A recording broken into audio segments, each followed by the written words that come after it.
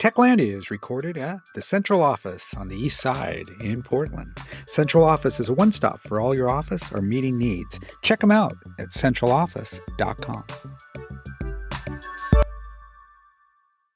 Welcome to the latest episode of Techlandia, Tao's regular podcast series. I'm Skip Newberry, President and CEO of Tao. And we're pleased to have with us as our guest, Nick Reese with Triantha. Nick, welcome. Thanks, Skip. Glad to be here. Awesome. Well, always start these out with the same question, which is, would love to hear some more about your professional journey up to the present day and in your current company. So yeah, how did it all get going? Boy, what a great question. Really glad to be here. I appreciate the hospitality and looking forward to chatting with you and your audience. So I think the place to start with this is, I was a technology policymaker at the Department of Homeland Security here in DC, where I live. And I worked on a bunch of different policies: artificial intelligence, quantum computing, outer space, smart cities, IoT, things like that. And there was something that I realized along the way, and that was that when something like that, an action, a policy action like that, made a lot of sense to me, it would oftentimes, I'd get frustrated because it didn't immediately make sense to other people. I mean, I could see it, so why couldn't they? And so one of the things that I did when I left was I founded this company, Triantha, and we do emerging technology education, especially for workforces, and and consulting, especially around implementation. And the reason that those were chosen is because I realized that when people didn't kind of see the same vision that I was seeing, that was actually my fault, not theirs. And I set out to build something that would address that. And that's when Triantha was born. But to go back a little before that, before I became a policymaker, I was actually was in the intelligence community for a number of years. And then before that, I was in the military. And then in my spare time, I teach emerging technology at NYU. Nice. That's great. And a little bit about the name of the company. So how'd you come up with the name Triantha?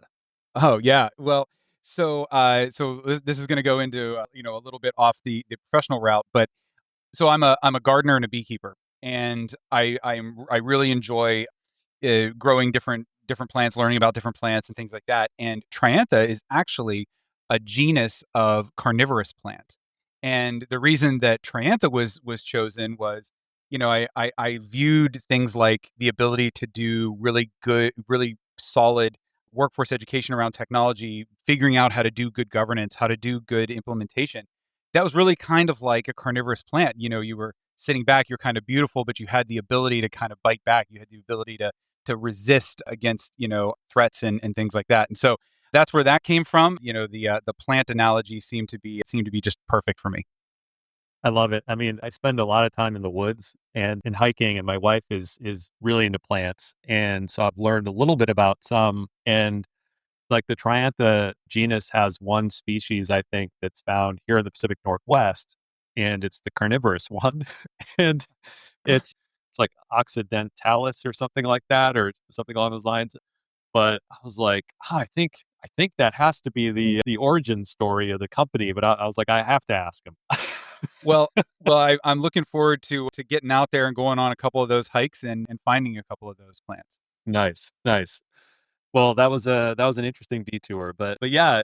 So one thing that we've noticed right now, a hot topic, is AI, right? And so a lot of organizations are, in some cases, struggling to figure out how to best adopt it and where to deploy it, where not to.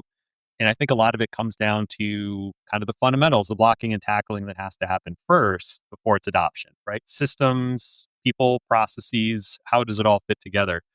How do you work with organizations across sectors and helping them understand what needs to happen before technology is adopted?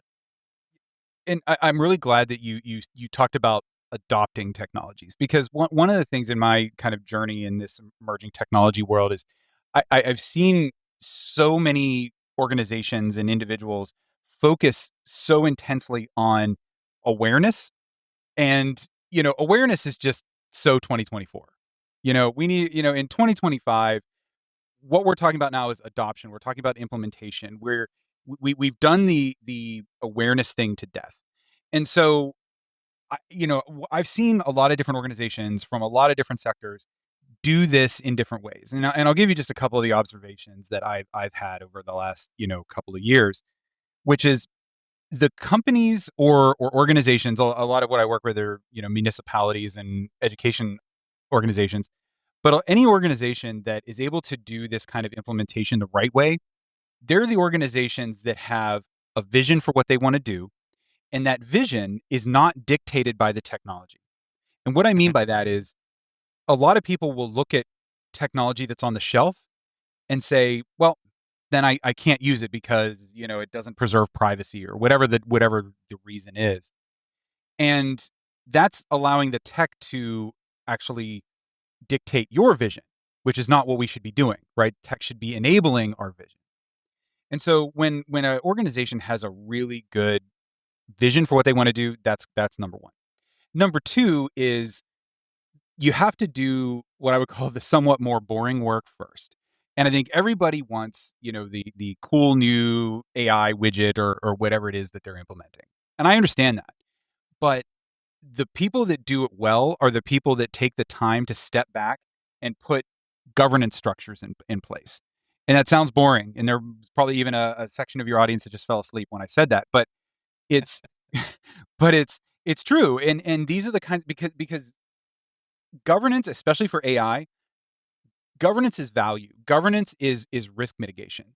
And so when a lot of these organizations struggle with the blocking and tackling, a lot of what they're struggling with would be covered under a governance structure. And so that's one of the things, that we've been really fortunate to do. And I actually did when I was at DHS, where we would work on governance and kind of building that foundation first so that it aligns with the vision.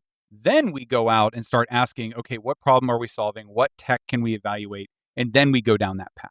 So I think sometimes, we start at the tech, which is starting kind of in the middle of the race and then wondering why we're behind. Yeah, that makes perfect sense. And when thinking about like the governance structures, that's one piece of it. But then also, are you seeing across some of the organizations you're working with issues around like workforce and a lack of certain skills? And with AI in particular, it's like how does I mean that has a dramatic impact on people's workflows, how they work. It's not just a SaaS tool that you can get some greater efficiencies with. You have to kind of rethink how you approach work, right? Yeah, and you put it so well, and I, I was thinking of an analogy while you were talking that it's like you've almost already said it, which is, if you think back, we didn't always understand the internet intuitively. We also didn't always understand cell phones intuitively, but we do now. And the reason we do is because over time we've kind of raised the floor of our understanding of these technologies. Now, I'm not saying that everybody out there understands packet delivery and TLS and all these other things, but we do at least have kind of a floor of technology knowledge that we've all sort of collectively gained. And the place that we're in right now is that that floor actually doesn't apply anymore. What we Mhm. need to do is raise the floor for these other technologies. So like AI, like quantum, like commercial space. I mean, there's a lot of directions we could go with this. But what that means is that we have to do the work. And for people who might say, well, how far away are these things? Or, oh, we don't even know how to do, IT procurement well, which I don't know, may be one of, an organization of one of your listeners. The thing about raising the bar or raising the floor, like I'm talking about, is it actually creates efficiencies in your organization because you get more people who understand the technology, who are looking at your mission space, who can say, here's a place where we could implement this. Here's a place we could get efficiencies. And if you don't have that, you start missing use cases. And if you Mhm. miss use cases, you miss value, you miss opportunity. So that workforce piece is not just about kind of raising the floor. It's actually about use case identification, which, if managed right, is actually value creation. That's so kind of poignant in a sense because what I'm seeing is like there's a lot of pressure from the top down in many cases for different organizations where it's like a board is like pressuring the CEO, "Hey, what are we doing around AI?" Yeah. And then they're going to the CIO or CTO and saying, "Hey, do something on AI. I I need to report back to the board." And what you're saying is actually that's not how it needs to happen, right? You need to empower frontline workers who understand the use cases because they're living it day to day. They're like, hey, this is a massive pain point, but you need to have transparency, I think is what you're saying, to kind of get to, that type of a culture. So I was wondering if you could talk a little bit about like how important is it that the culture is set from the top down when it comes to emerging technologies? And what does that look like? What's a healthy one?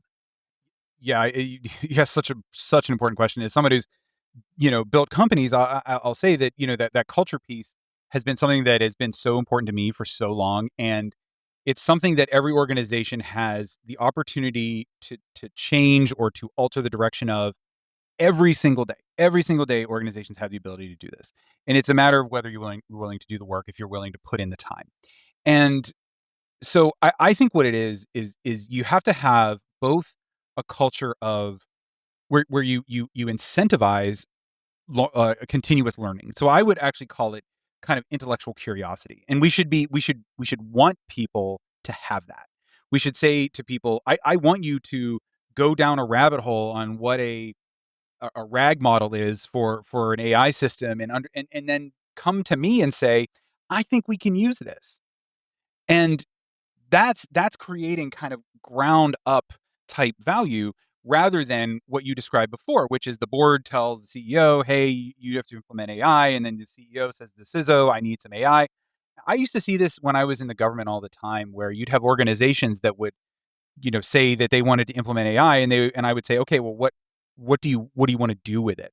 And they would kind of give me this answer that was like, oh, I don't know. We just need to, sprinkle a little AI on top, like we're Right. seasoning a stew or something, right? And it's like, no, we have to really think about what we're doing here, and who in your organization is best positioned to be able to say, I think this is where we could gain efficiency.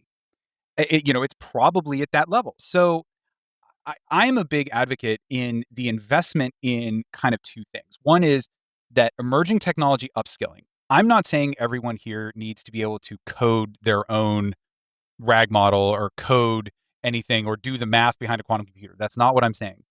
I'm saying that if you can understand the technology to the level that we understand things like telecom and the internet today, then you'll start to see value bubble up. And if people are talking about how do I gain competitive advantage in the era of AI, I would say you have to start there. And if you do that and you combine it with not allowing the tech to dictate your vision, boy, you're on a really good path to some serious value. Nice. And in terms of the services you all offer, like you have a big kind of education, professional development component too. What does that look like and how does that fit into your overall service offering typically within engagement?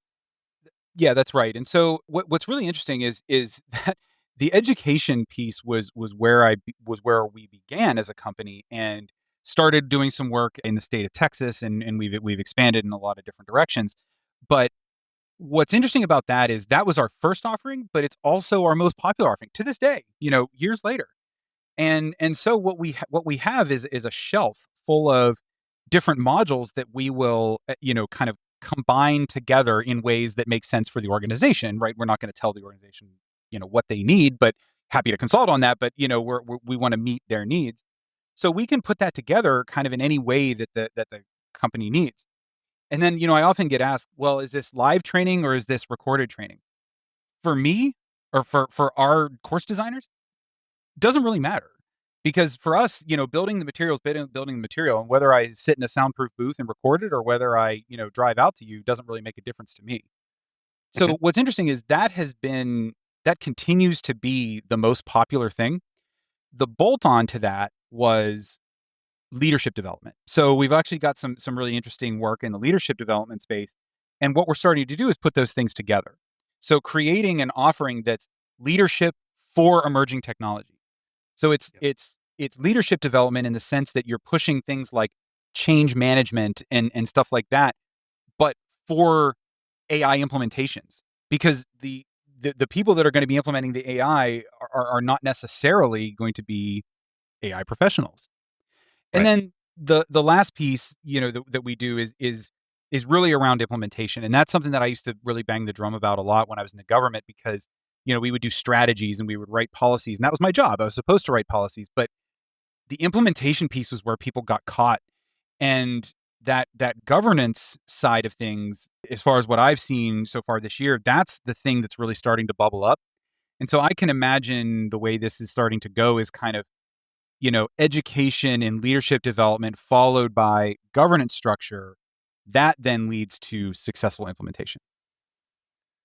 That's such a smart approach. I mean, one thing we're hearing from a lot of our member companies, especially when they adopt newer technologies, is that there's usually some mix of technical skills, but then Mhm. there's the human skills, right? Communication skills, leadership skills, problem solving, et cetera. It makes so much sense that you're looking at how do you provide the human skills that are tailored to the specific technical application. That's awesome. I'm wondering, as you think about like your time at the DoD, and you know, a lot of the research that happens there has led to massive breakthrough technologies over the years, right? And so I'm wondering, what are some of the things that you're seeing right now that we're only at the very beginnings of, that maybe you had an early glimpse into when you were working for the government? Yeah, that's great. And just for clarity, I was at Homeland Security, but I Oh, was in the Homeland Security, military. not Yeah, DoD. I was in the Yeah, yeah, military before, so not entirely yeah. wrong. But no, but at Homeland Security we had a science and technology directorate, and one of the offices that I worked the closest with was the technology scouting branch. Mhm. And we did a lot of work, looking at different technologies that did certain things and moved things in certain directions. So I'll give you a couple that we were talking about years ago that I am really just starting to see kind of come forward. So one is, we've talked a lot about the quantum computing and quantum cryptography issue, and that's kind of a separate rabbit hole we can go down. But a lot of people are starting to think about how they prepare, how they do the inventories, how they do the transition, and they should be. But the next thing down the line is going to be, how do we prepare in a way that allows us to swap out cryptographic schemes faster than what we can do now? And Mhm. that is cryptographic agility.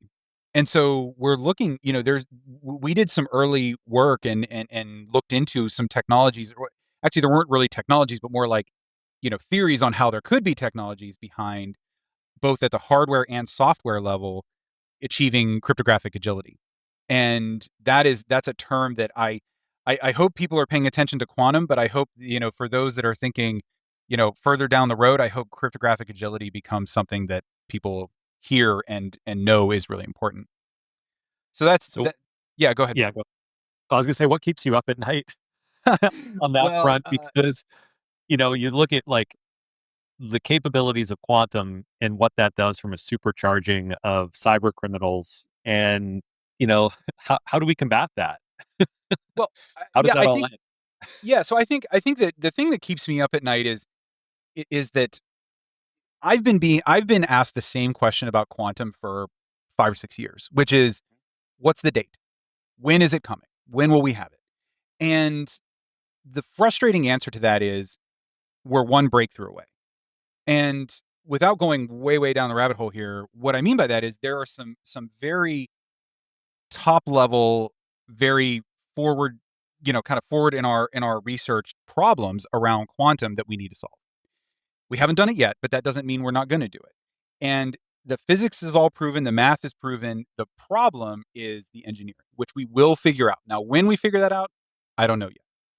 The thing that keeps me up at night is that the people that are responsible not just for our cryptography, but even the users, hear the term quantum computing and they think it's inaccessible. They think, I don't know, somebody told me it's really far away, so I'm not going to worry about it. Or, I don't know what qubits and all that other mumbo jumbo really means. And that is my fear, because the downstream effect of that attitude is that we get surprised. And this is not a time we want to be surprised. Right. So what I mean by that is, we don't know when a quantum computer will be ready. A quantum computer that can do this kind of calculation will be ready. We also don't know that the United States or its allies will be first. And so the thing that keeps me up at night is, if someone else is first, an adversary country is first, they're not exactly going to send out a press release. They're going to use it, and they're going to use it behind the scenes. And if we're not paying attention, if we haven't done the workforce upskilling, if we haven't done the transition, we're going to be in a lot of trouble, and we won't even know it until it's too late. Wow. So again, that agility aspect that you talked about earlier is going to be so important. And I think too, you look at all these existential threats that we face right now. So much is changing in our world and has changed already. And I think people are often overwhelmed trying to wrap their heads around, what are the engines of this change and where's the next disruption going to come from? And when thinking about risk, what are some sort of strategies or tools that you typically provide to folks who are trying to lead through, to navigate through this?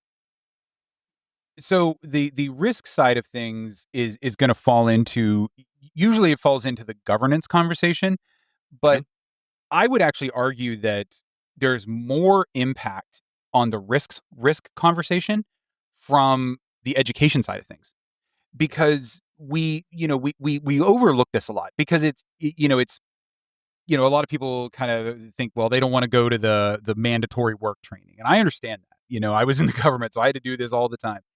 But when you execute training that is accessible, that is engaging, and things like that, and people start to think, you'd be surprised at the amount of issues that are flagged or that are talked about or that are brought forward, because you have a workforce that's living it every day, 8 hours a day, who can now say, hey, wait a second, I see something here that could be a problem. We have this data set and it's encrypted with this key length. And if we just bump up the key length, we can protect ourselves in case something happens. You need that workforce to understand that, and they will bubble up that kind of risk management as long as that's a part of your culture. And again, I'm a huge advocate of culture. So I think, but when we talk about risk the most is in the governance conversations. And a lot of people look at governance as kind of like a paperwork exercise, but governance is your ability to say, yes, I'm going to use this AI system. Let's use AI as an example. And here are the parameters. We're going to use it for this and not that. We're going to audit it this often. We're going to make its output public, whatever it is. All of those things are risk mitigators. We're not going to take risk to zero, but we can mitigate it. And so I think the combination of education and governance are the two big risk mitigators that I think most organizations come to too late. No, thank you for that. I mean, I think that's a nice framing. And as we think about, like, again, some of these larger risks, one area that some would argue the United States hasn't necessarily been as sort of aggressive in has been AI development, strategy, policy, et cetera, kind of move faster.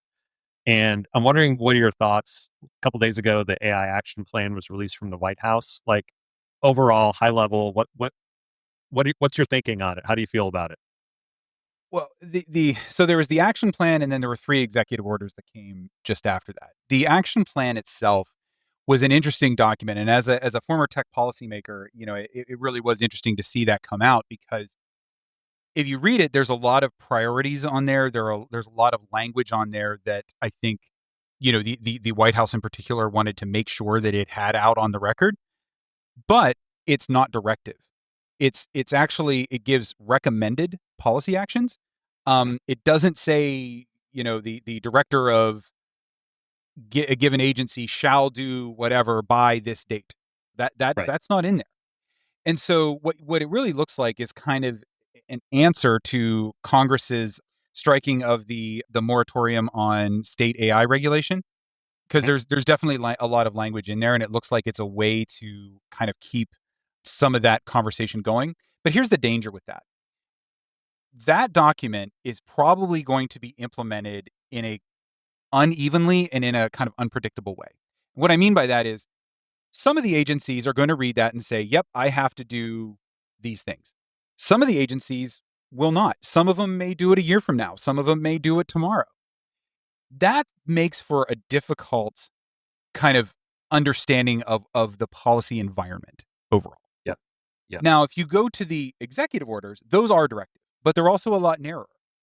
And so you have one that's about infrastructure. And that's been a priority from the, the first couple of weeks of this administration when they announced Stargate. That one's no surprise. The woke AI one is really about AI trust and bias.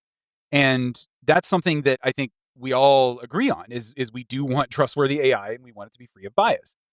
And then if you read the other ones, the other one is the one that's really the kind of game changer, where we're taking kind of a commercial first view of AI, and we're saying we're going to kind of export to kind of flood the market to make it dependent on America.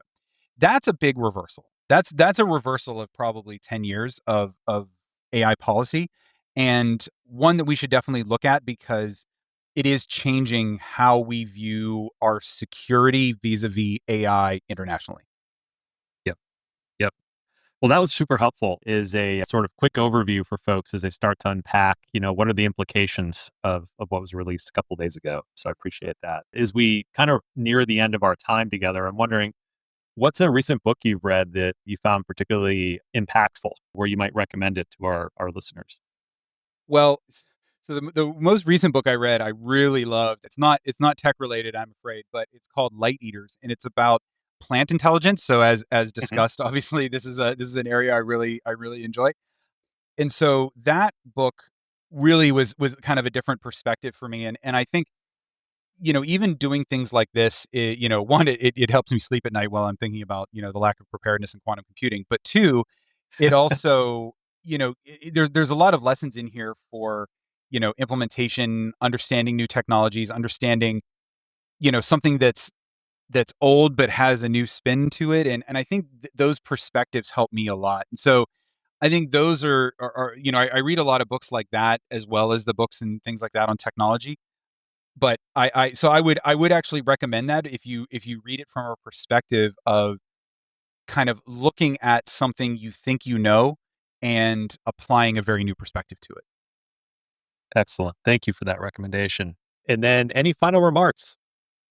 Well, I'm just really excited to be here, and I really appreciate the opportunity and to talk about the work we're doing. The one thing I will say is that we also have an emerging technology newsletter that we put out all the time. It's called The Binary Breakaway, and it's on Substack. So we just actually published some stuff about the AI work and have some pieces coming up about quantum and things like that. So a lot of the thought pieces that we put together are there. So if folks are interested, that's where we do a lot of that work. Awesome. Well, thanks again for taking some time to share your insights with us. We really appreciate it. And thank you so much. Thanks, Gib.